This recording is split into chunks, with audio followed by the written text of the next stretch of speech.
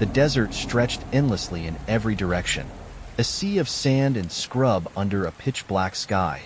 Tom had been a long-haul trucker for nearly 20 years, but he still hated desert routes at night.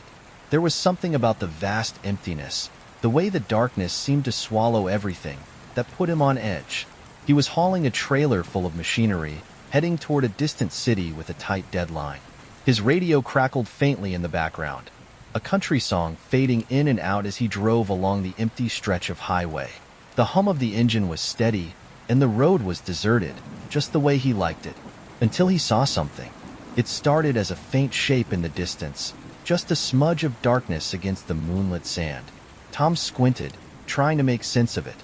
It wasn't a car, and it wasn't moving. It was just there. As he got closer, the shape took form, a figure standing by the side of the road. Tom frowned. It wasn't unusual to see stranded travelers or hitchhikers, but something about this one felt wrong. The figure wasn't waving. It wasn't signaling for help. It was just standing perfectly still, facing the road. Tom slowed the truck as he approached, his headlights illuminating the figure. It was a man, tall and thin, dressed in tattered clothes that flapped slightly in the desert breeze. His face was pale, his eyes dark hollows that seemed to absorb the light. Tom's grip on the wheel tightened. The man wasn't looking at him, but Tom could feel the weight of his presence, like a stone pressing on his chest. As he passed, the man's head turned slowly, following the truck with an unnervingly smooth motion. Tom's heart raced. He's just a drifter, that's all. But deep down, he didn't believe it. For the next few miles, Tom couldn't shake the feeling that something was wrong. He kept glancing in his mirrors, half expecting to see the man following him. The road stretched on, endless and empty, but the tension in his chest refused to ease. And then, he saw him again. Up ahead, in the distance, was the same figure, standing in the same position. Tom's blood turned to ice. No, that's impossible. He had been driving at full speed for nearly 10 minutes. There was no way the man could have gotten ahead of him, but there he was. Tom slowed the truck again, his breath coming in short, shallow bursts. As he passed, the man turned his head in that same slow, deliberate motion. This time, Tom didn't look away, and for a brief moment, their eyes met. The man's face twisted into a grin, his teeth unnaturally white against the darkness. Tom's stomach churned. He hit the gas, the truck roaring as it sped down the highway. The radio crackled, the faint sound of static filling the cab. Tom reached for the dial, but his hand was trembling too much to turn it off. "Get it together," he muttered to himself. "It's just your imagination." But the pounding of his heart told him otherwise. Miles passed in silence, the desert stretching on forever. Tom kept his eyes on the road, his knuckles white on the wheel. And then, he saw the figure again. This time, the man was standing in the middle of the road. Tom's foot hovered over the brake. He knew he should stop, but every instinct screamed at him to keep going. As he got closer, the man didn't move, didn't flinch. Tom honked the horn, the sound echoing across the empty desert. The man didn't react. Tom gritted his teeth and swerved, narrowly avoiding the figure.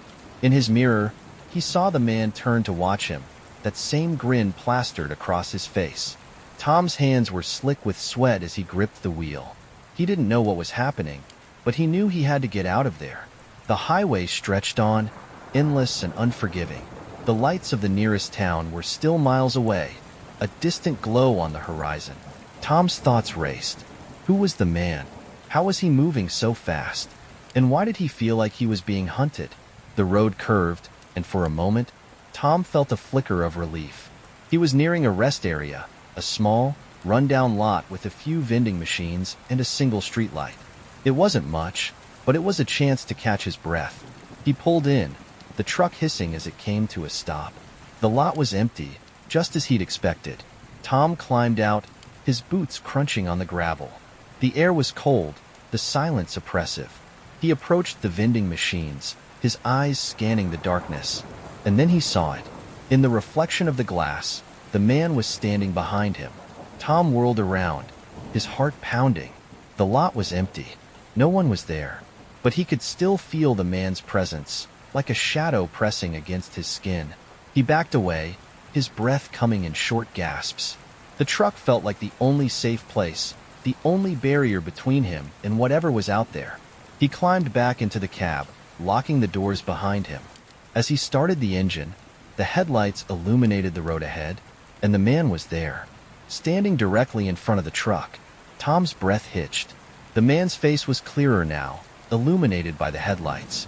His eyes were empty, his grin too wide, his skin stretched tight over his bones. Tom didn't hesitate. He hit the gas. The truck surged forward, the engine roaring as it barreled toward the man. For a moment, Tom thought he saw the man raise a hand, as if to wave, and then he was gone. The truck sped down the highway, the glow of the town growing brighter in the distance. Tom didn't stop until he reached the safety of a well-lit truck stop. Even then, he couldn't shake the feeling that the man was still out there, watching, waiting. And every time Tom drives through the desert at night, he feels it, the weight of those empty eyes. And sometimes, just sometimes, he thinks he sees a figure standing in the distance, grinning.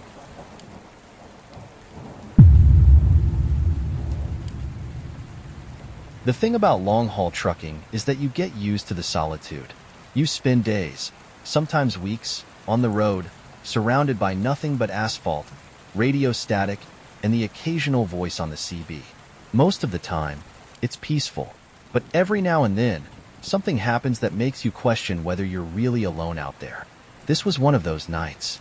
It was around 2:30 a.m., and I had been driving for nearly 12 hours straight. My back was sore, my eyes felt heavy, and the highway was nothing but endless darkness stretching on in front of me. The only other signs of life were the occasional distant headlights and the whisper of the wind pushing against my rig.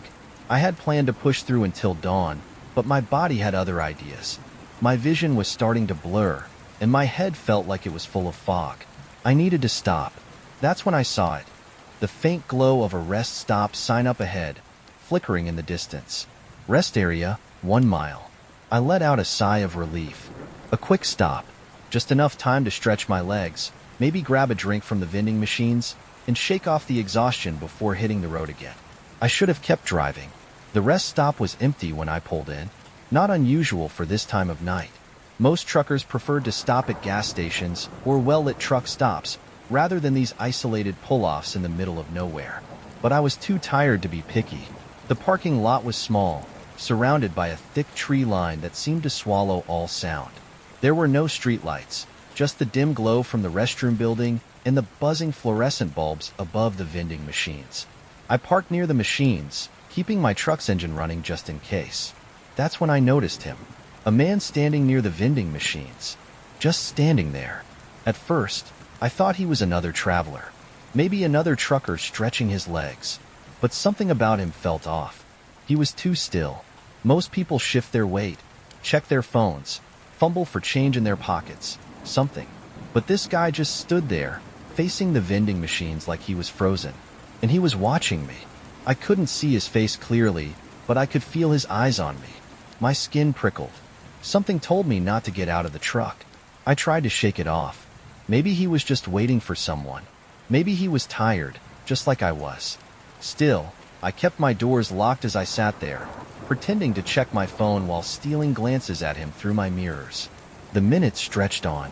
He didn't move, didn't shift, didn't pull out any money, didn't press any buttons on the vending machine. Just stood there, watching. I was starting to feel uneasy. I decided to leave. Forget stretching my legs.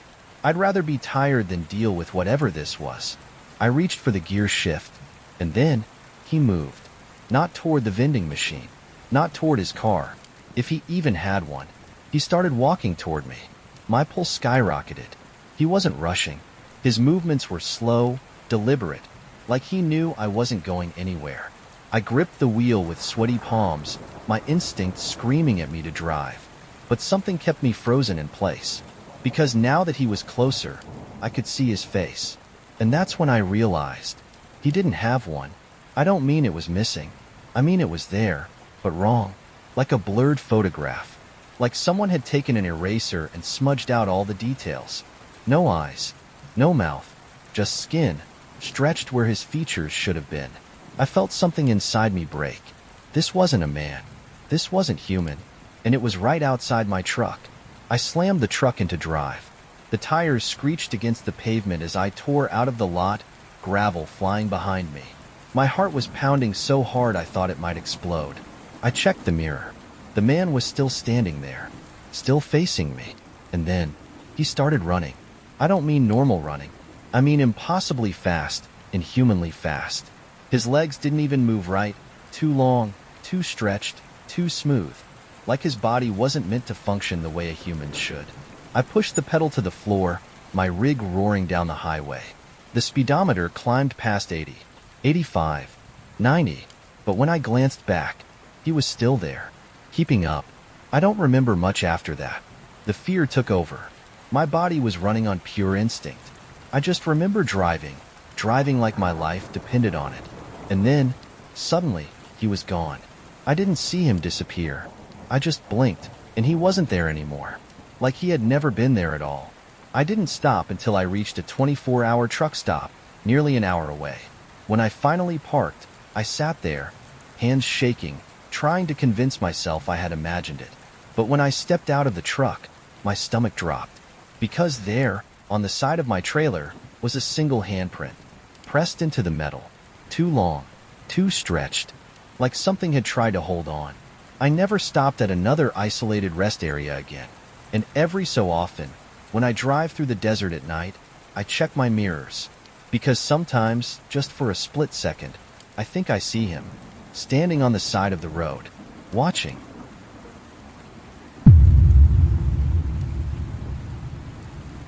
I used to think nothing could surprise me out on the road. I've been a trucker for over 15 years, and I've seen it all. Weird folks at gas stations, shadowy figures at rest stops, things moving just out of sight in the dead of night. You get used to strange encounters. You tell yourself it's just exhaustion, a trick of the mind, and you keep moving. But what happened to me on that highway? I know it was real, and I haven't stopped looking over my shoulder since. It was just past 3 a.m., the deadest part of the night, the kind of quiet that swallows the world whole. I was cutting through a lonely stretch of highway in the Midwest, an old, cracked road with nothing but fields stretching for miles on either side.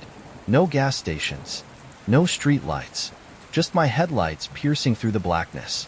I had the radio on, static humming between songs, the occasional distant voice crackling in and out. I was exhausted but determined to push through a few more hours before stopping. That's when I saw him. At first, I thought my eyes were playing tricks on me. A figure up ahead, standing just off the shoulder of the road. A hitchhiker. He was facing the road, completely still, one arm raised lazily with a thumb out. I slowed down. Not because I planned to stop, but because something about him felt off. His clothes were old, too old, like they hadn't been made in decades. A long brown coat, worn-down boots, and a wide-brimmed hat that cast his face in deep shadow. As I passed, my headlights swept over him, and he looked up. His face was wrong. It wasn't that it was deformed or monstrous. It was normal. Too perfect. Like someone trying to imitate what a human should look like, but missing the details. His eyes, completely black, like polished stones, locked onto mine as I passed. My stomach twisted. I didn't stop. I drove for another 10 minutes, trying to shake the unease that had settled deep in my bones. I told myself it was just a weird guy, maybe a trick of the light, maybe exhaustion messing with my head. Then I saw him again. Same clothes, same hat, same stance, same thumb raised, waiting. Only this time, he was miles ahead of where I had last seen him. My grip tightened on the wheel. That's not possible. There were no cars on the road. No driveways, no turns, no way for him to have gotten ahead of me. And yet, there he was. As I sped past, I forced myself not to look, but I felt it. His eyes, watching me. I hit the gas. 80 miles an hour. 85, 90. I wanted distance. The road stretched on, endless and dark. My heartbeat thundered in my ears. I watched the mile markers fly by, counting the minutes. 5, 10, 15. Finally, my pulse began to slow. I let out a shaky breath. It's fine. He's gone. Then, My headlights caught something up ahead. I slammed the brakes so hard my tires screeched. There he was, standing in the middle of the road. I barely stopped in time, the truck lurching to a halt just a few feet from him. He didn't move, didn't flinch, just stood there, waiting.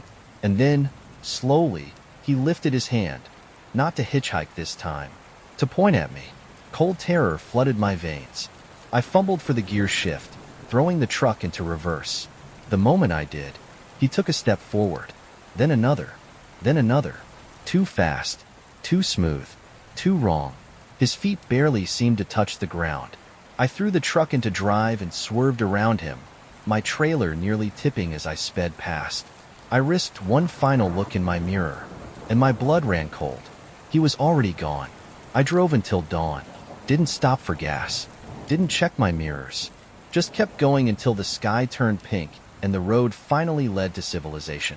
When I reached a diner off the highway, I stumbled inside, hands still shaking as I ordered coffee.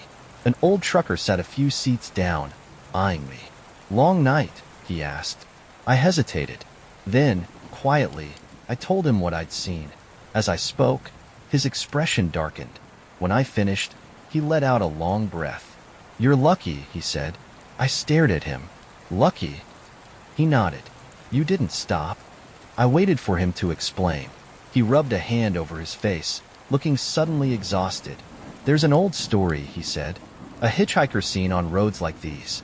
Been spotted for decades, maybe longer." He took a sip of coffee. "People who pick him up?" His voice dropped to a whisper. "They don't make it to their destination." I felt my stomach churn. "What happens to them?" The man shook his head. "No one knows." I let out a weak laugh. "Come on, that's just a ghost story." The old trucker didn't smile. Instead, he reached into his jacket and pulled out a yellowed newspaper clipping, setting it on the counter. I picked it up. It was an article from 1977. Trucker found dead in cab after picking up unidentified hitchhiker, cause unknown. A cold shiver crawled down my spine. And then I saw the photo. A police sketch of the hitchhiker. Same hat, same coat, same face, and those same black eyes. I shoved the article back and tossed some bills on the counter. I didn't want to hear any more. As I left, the old trucker called out, "Hey!" I turned. His face was grim. "If you see him again, don't slow down." I've told myself for years that it wasn't real, that it was just exhaustion, just stress, just a hallucination. But every time I hit an empty highway at night, I check my mirrors, and sometimes, just for a second, I see a figure standing by the road, thumb raised, waiting.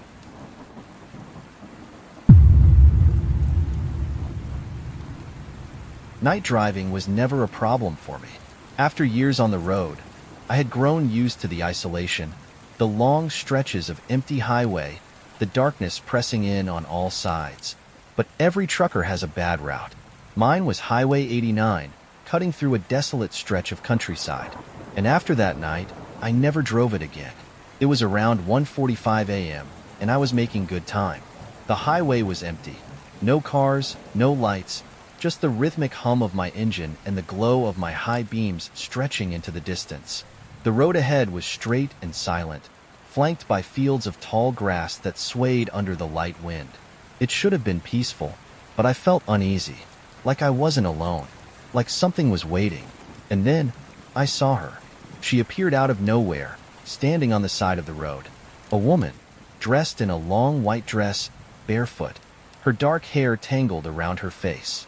She wasn't moving, just standing there, still, too still.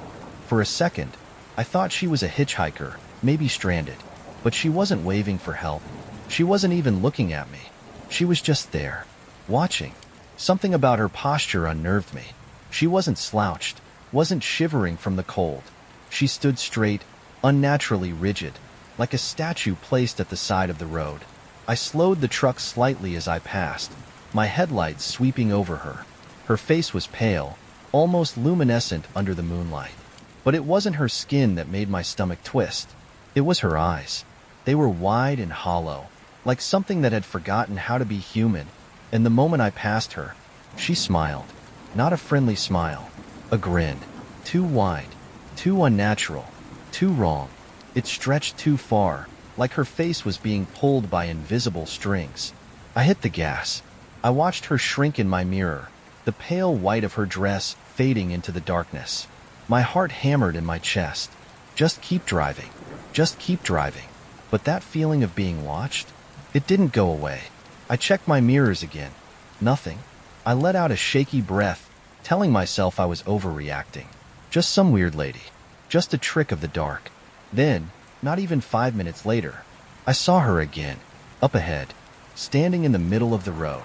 The same woman, same dress, same grin. I slammed on the brakes, my rig screeching to a stop just feet from her. But she didn't move, didn't flinch, didn't blink. She just stood there, staring at me, that smile stretching wider. And then, she took a step forward. I stared in horror as she moved, the way her body jerked unnaturally, her feet barely touching the ground. Her bones cracked softly, as if she hadn't moved in a long time. My breathing was shallow. My fingers dug into the steering wheel. I couldn't move. I couldn't look away. Her grin widened, revealing too many teeth. And then, she bolted toward me. Something deep in my chest snapped. I threw the truck into reverse, my breath coming in ragged gasps. The woman tilted her head, watching me. Then she took another step, and another. Her movements were jerky, like something imitating a person, but getting it wrong. Then she started running. Not like a normal person, like a puppet with its strings yanked. Too fast, too smooth. I slammed my foot down on the gas. The truck lurched forward, tires skidding against the pavement. Her arms stretched forward, fingers splayed wide, like she was reaching for me. Her mouth opened, and she screamed. The sound wasn't human. It was a sharp, wailing shriek that sent ice through my veins. It wasn't a scream of fear. It was rage. She wanted me. And then, she was gone. 1 second, she was there. The next, the road was empty, like she had never been there at all. But I didn't stop, didn't slow down, didn't even breathe until I reached a gas station nearly 30 miles away. I pulled in, hands shaking as I parked the truck under the bright overhead lights. And that's when I noticed it. A handprint on my window. Not just any handprint. It was too large, the fingers too long, smeared down the glass like something had been watching me. I stared at it, my chest tight. She had been right next to me. But how? How had she touched my window when I never stopped? I stumbled inside the gas station, needing light, people, sound, anything to prove I was back in the real world. An old man stood behind the counter, watching as I grabbed a bottle of water with shaking hands. "You okay, son?" he asked. I hesitated. Then, before I could stop myself, I said, "There was the woman, on the road, dressed in white." The old man's face darkened instantly. He set his hands on the counter and leaned forward. "You saw her?" My mouth went dry. The way he said it, like he already knew, like he'd heard this before. I nodded. "Who is she?" The old man exhaled slowly, shaking his head. "She's been out there a long time," he murmured. "Longer than any of us know." I swallowed hard. "But what is she?" His gaze flicked toward the window, toward the dark highway beyond the gas station lights. Then, in a low voice, he said, "Something you don't stop for." I never drove Highway 89 again, but I still think about her. Her hollow eyes, her too wide grin, and that handprint, a warning, or a promise. Because sometimes, late at night, when my radio crackles to static and the road stretches empty before me, I check my mirrors, and just for a second, I see her.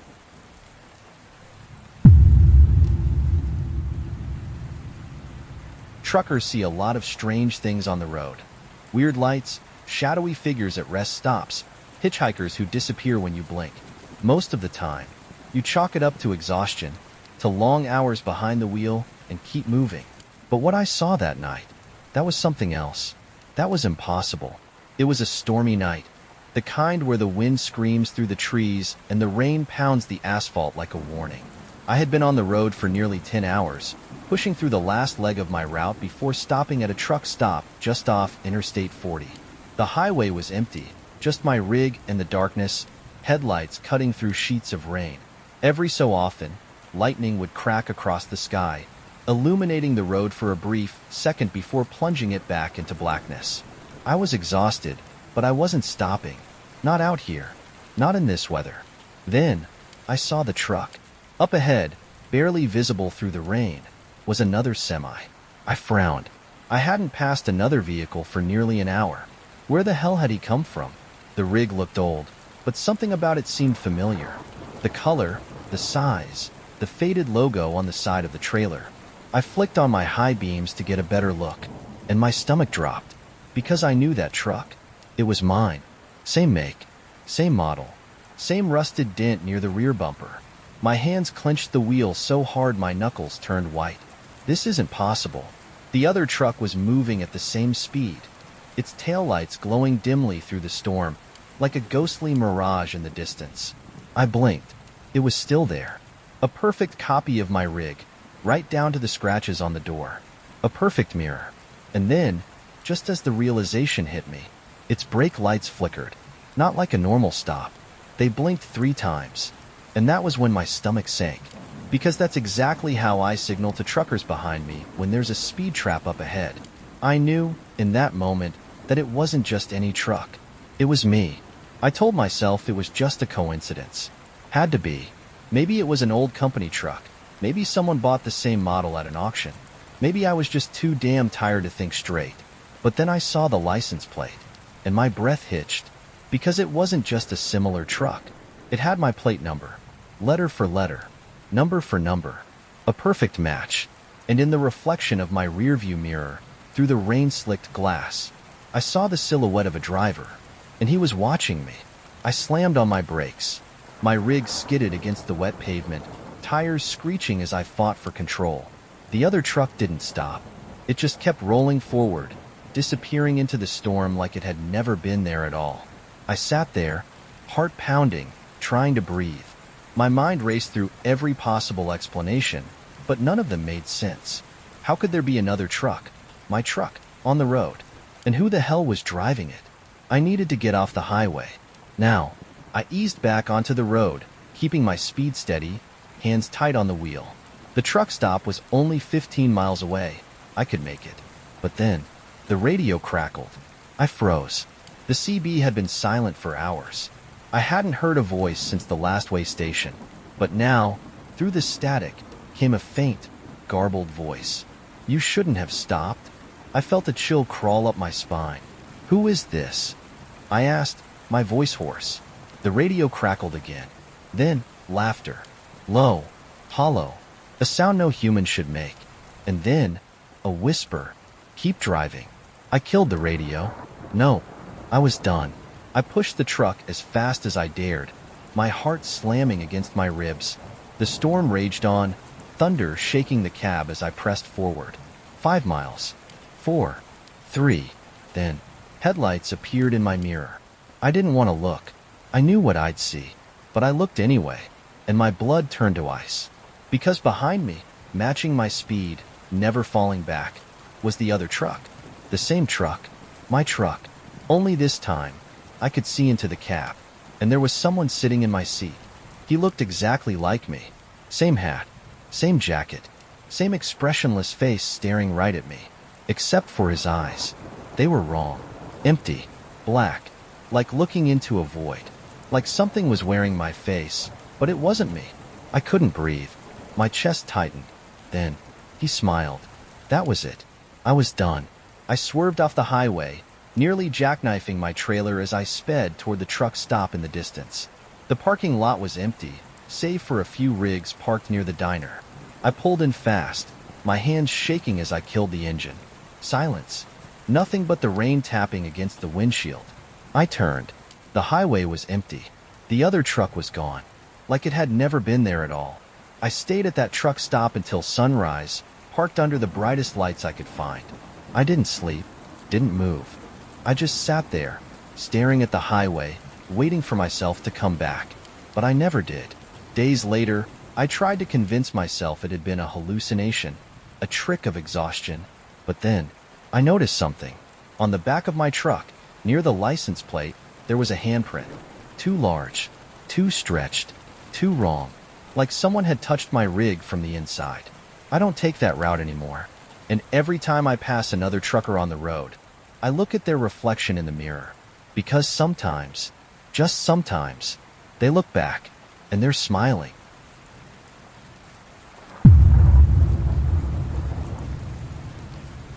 There's something strange about the open road at night. Most people assume it's peaceful. Just you, the highway, and nothing but the sound of your tires humming against the asphalt. But long-haul truckers like me, we know better. Because sometimes, when the rest of the world is asleep, when the darkness is so thick you could drown in it, you realize something. You're not alone. And on one particular night, I found out just how true that was. I was pushing through the Arizona desert, making my way toward California with a load of auto parts. It was one of those long stretches of highway where the road seems to go on forever, and the only thing keeping you company is the occasional highway sign and the glow of your dashboard. The CB was quiet, the sky was cloudless, and the desert stretched out in every direction. Miles of nothing under a sea of stars. Then I saw the lights. At first, I thought it was just another truck, a pair of headlights in my mirror, creeping up behind me. But as they got closer, I realized something strange. They weren't just 2 headlights. There were 6, then 8, then 10. A whole convoy of trucks, rolling down the highway in perfect formation. No CB chatter. No signs of company logos. Just identical old rigs, their headlights bright but somehow off. Like they weren't actually giving off light, just imitating it. I told myself it was nothing. Maybe a group of independent drivers running together. But I couldn't shake the feeling that something was wrong. For one thing, I hadn't seen a single truck for the past 2 hours. So where the hell had they come from? And for another, they weren't passing me. They weren't falling behind, either. They just stayed there, matching my speed. Their headlights too bright, too steady, too perfectly lined up. Like a pack of wolves silently keeping pace with their prey. I tried flicking my CB on. Breaker 19. Anyone in the convoy reading me? Nothing. Just static. I adjusted the frequency, tried again. Convoy behind me. You guys running together? More static. Then, a faint whisper. Keep driving. A chill ran down my spine. The voice wasn't human. It was too low, too distant, like it was coming from the bottom of a deep well. I flipped the CB off. Whatever was behind me, it wasn't normal. And that's when I noticed the second problem. The convoy wasn't casting shadows. The moon was bright, too bright, and my truck cast a long shadow across the pavement. But the other trucks didn't. No shifting outlines beneath them. No break in the glow of their headlights. Like they weren't really there. Just hollow shapes rolling through the night. And then, in my mirror, one of them changed lanes. It drifted over, smooth and slow, moving too perfectly, like it was gliding instead of driving. I gritted my teeth. They were trying to box me in. The second truck moved next. Then the third. Within seconds, I was flanked on both sides, the headlights pressing in, too bright, too steady. It felt like I was in a tunnel of light, completely cut off from the outside world. I hit the gas. My speedometer climbed. 70, 75, 80. But the convoy kept up. Didn't slow. Didn't struggle. Didn't even make a sound. And that's when I realized the worst part. They weren't just flanking me. They were closing in. I tried my horn. It didn't work. I flicked my lights, high beams, turn signals, emergency flashers, nothing. My truck was still running, still moving, but everything else was dead. Then, a new set of lights appeared ahead. A truck. Another one of them. It was coming straight for me. Fast. Too fast. I had nowhere to go. Trapped between the rigs, their metal hulks pressing against me like they were herding me toward the oncoming truck. I slammed the brakes, praying they'd do the same. They didn't. I was going to crash. Everything went black. When I woke up, my truck was parked on the side of the road. Not wrecked, not dented, just parked, like I had pulled over for a nap. I checked my watch. No time had passed. It was still 3:13 a.m. I stumbled out of my rig, gasping for air, my pulse hammering in my ears. The highway was empty. No sign of the convoy. No tire marks. No wreckage. Just silence. Like it had never happened at all. I drove the rest of the way without stopping, didn't look in my mirrors, didn't turn on the CB. I just drove. I made it to my drop-off the next morning, exhausted and shaken. But when I climbed out of my truck, something caught my eye. There was something on the side of my trailer. Something burned into the metal. I stepped closer, and my stomach dropped, because it was a handprint. Too large, too long, too deep, like something had grabbed my truck and let go. I don't take that route anymore, but I still think about it. The silent convoy, the trucks that cast no shadows, the thing that whispered on the CB. And sometimes, when I pass an empty highway at night, when the road is too quiet, I check my mirrors, and for a second, just a second, I swear I see those headlights, keeping pace, waiting.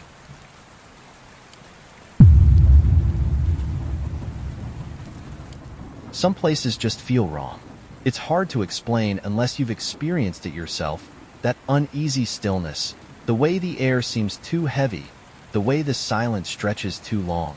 Truckers know these places. We pass through them at night, stopping just long enough to grab a coffee or stretch our legs before getting the hell out. But sometimes, you don't realize you're in one of those places until it's too late.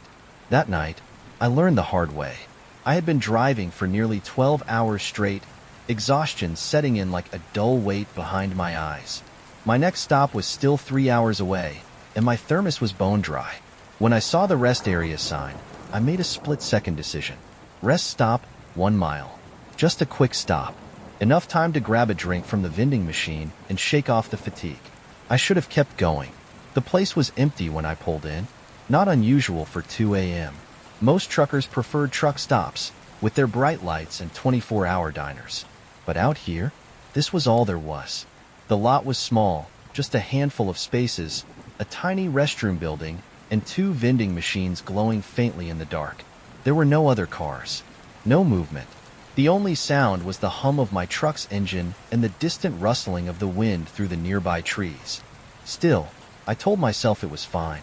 I just needed a quick break. I pulled up close, leaving my engine running, just in and out. As I climbed out of the cab, the night air hit me like a wall. It was too cold for summer, too still. The trees around the lot stood unmoving, like they were holding their breath. Something about it made the hair on the back of my neck stand up, but I ignored it. I was too damn tired to care. The vending machines stood side by side against the restroom wall, their fluorescent lights flickering. I reached into my pocket for some change. Then, I saw him. A man stood by the vending machines, motionless. At first, I thought he was just another driver. Maybe a guy stretching his legs, waiting for his drink to drop. But then I realized something. He wasn't buying anything. He wasn't moving at all. Just standing there. His head was slightly tilted, his hands buried in his pockets, his face hidden by the shadows. I hesitated, my fingers hovering over my pocket. Something felt wrong. The way he stood, too stiff, too unnatural, like he had been placed there, like he was waiting. I cleared my throat. "Hey man, you in line?" Nothing. No response. He didn't even flinch.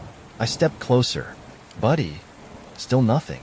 I was close enough now to make out details. His clothes looked old, not vintage, just wrong, like something that had been left in a closet for decades.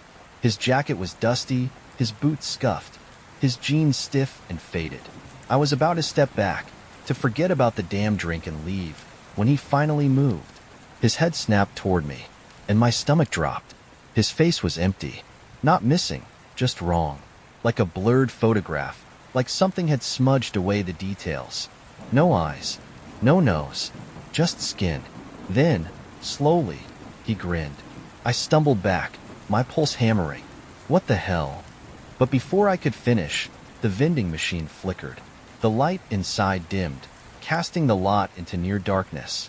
And then, the man vanished.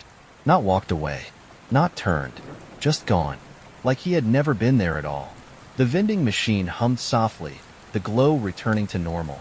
The parking lot was silent again. I stared at the spot where he had been, my breath coming in short gasps. Then, a tap, soft, behind me.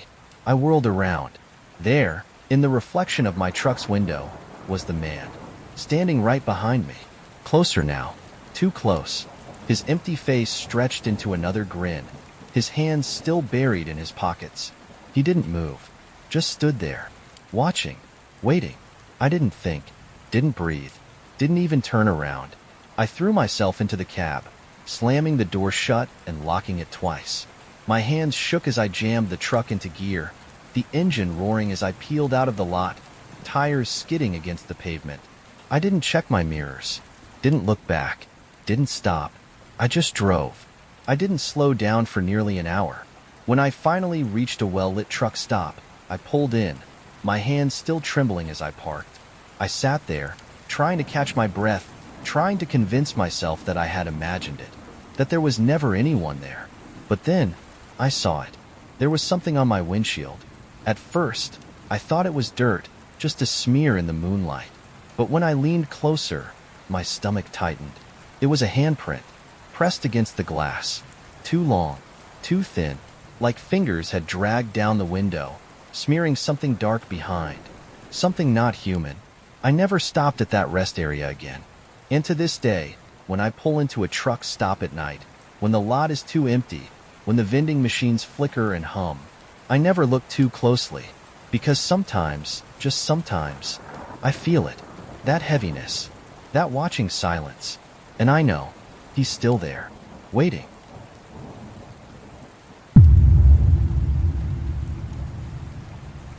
There's an unspoken rule among truckers: never pick up hitchhikers. Not just because of the dangers, you never know who you're letting into your cab, but because of the stories. We all hear them. Drivers who pull over for someone stranded, only to realize too late that the person they picked up was never really there. I never believed in that kind of thing, until the night I did. I had been driving for 14 hours straight, pushing through the last stretch of highway before stopping at a truck stop just outside of town. It was late, past 2 a.m., and the road was empty.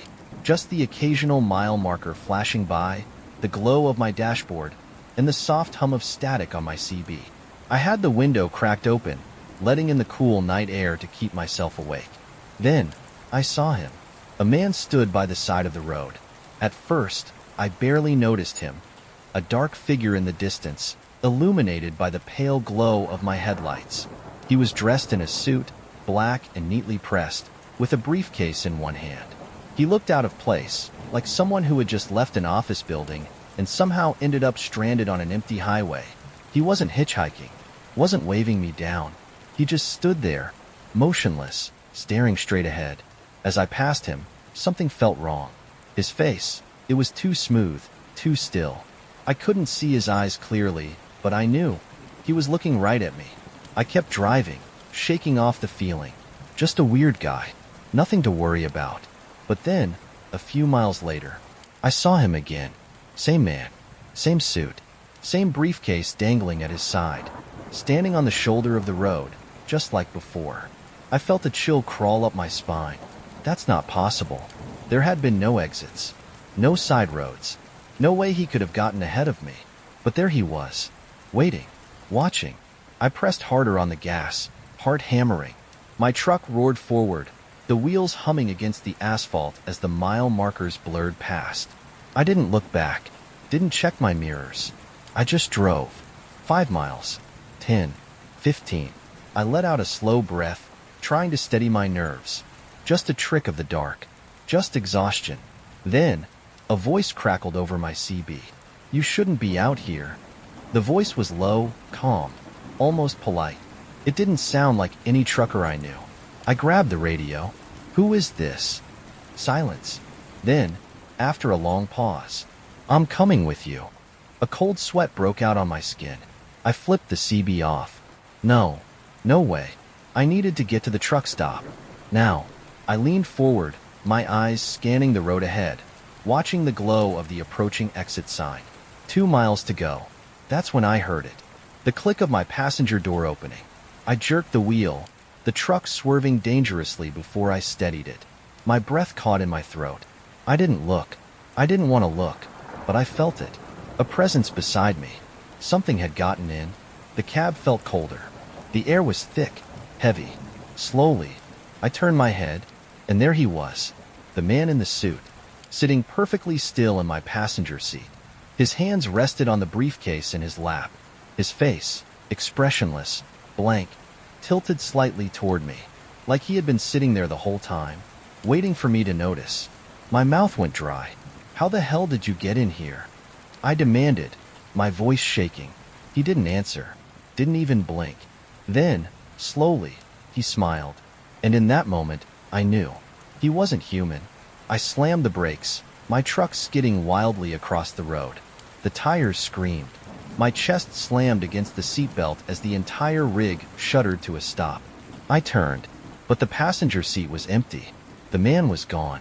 I sat there, gripping the wheel, heart pounding so hard I thought it would explode.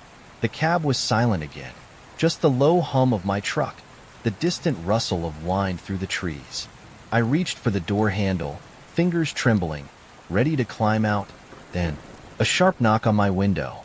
I whipped around, and there he was, standing outside my cab, face pressed against the glass, his head tilted too far to the side, his smile too wide. Up close, I could see the details I had missed before. His skin wasn't real. It was too smooth, too flawless, like wax stretched over something that wasn't a person at all.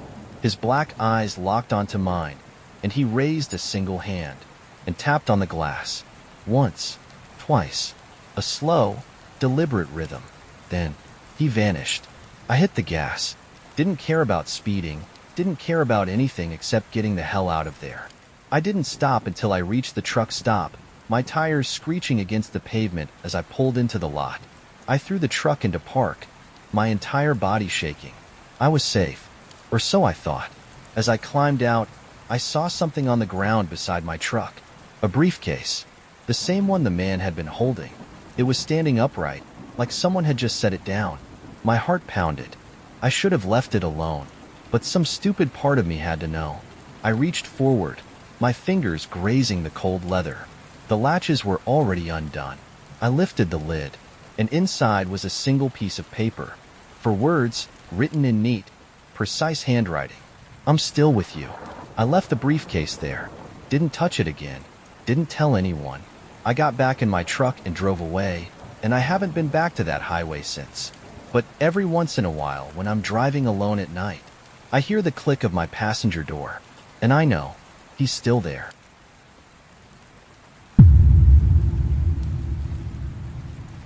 There are places on the highway that don't feel right. Lonely stretches of road where something old still lingers, watching from the darkness just beyond your headlights. Every trucker has heard the stories. Ghost rigs, empty convoys, headlights that never pass you. I never believed in that kind of thing, until the night I did. It was just after midnight, and I was driving a long, desolate stretch of highway through New Mexico. The sky was black. No moon, no stars, just an endless void swallowing up the landscape. The only light came from my high beams, bouncing off the cracked pavement and the distant road signs. I was alone out there, or at least, I thought I was. I first noticed them in my rearview mirror. Headlights, distant at first, just two tiny orbs of yellowish light floating far down the road. I didn't think much of it. Probably another trucker making a late-night haul. But then I saw more. 2 headlights became 4, then 6, then 8. A convoy of trucks, moving perfectly in sync, gaining on me from behind. Something felt off. I adjusted my mirrors, squinting against the darkness. There was no CB chatter, no sign of company logos, no passing lights from oncoming traffic. Just a silent procession of rigs, rolling forward in eerie unison. I flicked on my turn signal, preparing to move over, maybe let them pass. But as soon as I did, the lights disappeared. 1 second, they were right behind me. The next, gone. Like they had never been there at all. A cold shiver crawled up my spine. I checked my mirrors again, flicked my high beams to scan the road behind me. Nothing. Just darkness. For a long time, I kept driving, my knuckles white on the wheel, trying to shake the feeling of being watched. Then, after a few miles, my radio crackled. The CB had been silent for hours. I hadn't touched it since the last truck stop, but now, through the static, a voice broke through. Low, garbled, like someone speaking from far away. You can't outrun us." I nearly drove off the road. My pulse spiked, my hands trembling as I grabbed the radio. "Who is this?" I demanded. Silence. Then, "You're part of the convoy now." A cold dread settled in my gut. I turned off the CB. Whatever was on the other end, it wasn't human. I tried to ignore it, tried to focus on the road, on the sound of my tires humming against the pavement. But a few minutes later, the headlights returned. This time, they were closer. Too close. The first truck's headlights loomed behind me, nearly blinding in my mirrors. I could feel the weight of its presence, the sheer force of something massive barreling down on me. But the weirdest part? I couldn't hear them. No engines. No tires against the pavement. Just silence. Like they weren't really there. I hit the gas, pushing my rig faster. 60, 65, 70. The convoy kept pace. No matter how fast I went, no matter how many turns I took, the headlights stayed right on my bumper. Never passing, never falling back, just following. I felt like I was being herded, like they were waiting for something. I flicked my lights, high beams, turn signals, emergency flashers, nothing. No reaction, no honks, no brake lights, just those unmoving headlights looming in my mirrors. And then, the CB crackled again. This time, the voice was clearer. "Look beside you." My heart stopped. Slowly, I turned my head, and my stomach dropped. There was another truck, right beside me, moving at the exact same speed. Its headlights glowing an unnatural yellow, its cab window dark and hollow. The driver's seat was empty. No one was behind the wheel, just a shadowy void where a person should be. Then, the passenger door swung open. Something climbed out. Not a person, not something that should exist. A twisted, human-shaped thing, crawling out of the truck, moving like a puppet with its strings yanked the wrong way.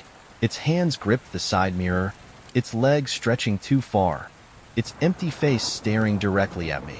I nearly lost control of the wheel. It was crawling toward my cab, reaching for my passenger door. And then, it smiled. I slammed on the brakes.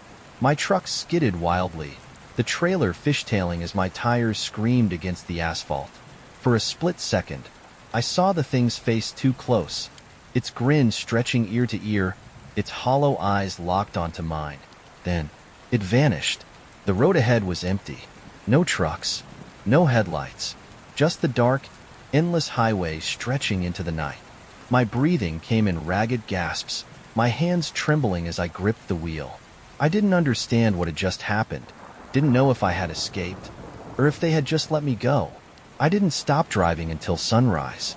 When I finally pulled into a truck stop, exhausted and shaking, I stepped out of my cab and saw something etched into the dust on my windshield. "See you soon." I never took that route again. Never ran through that stretch of New Mexico desert at night. But every so often, when I drive past a convoy of trucks, when my CB crackles with distant static, when I feel something behind me on an empty stretch of highway, I wonder, did I ever really leave the convoy? Or am I still a part of it, just waiting for my turn to disappear?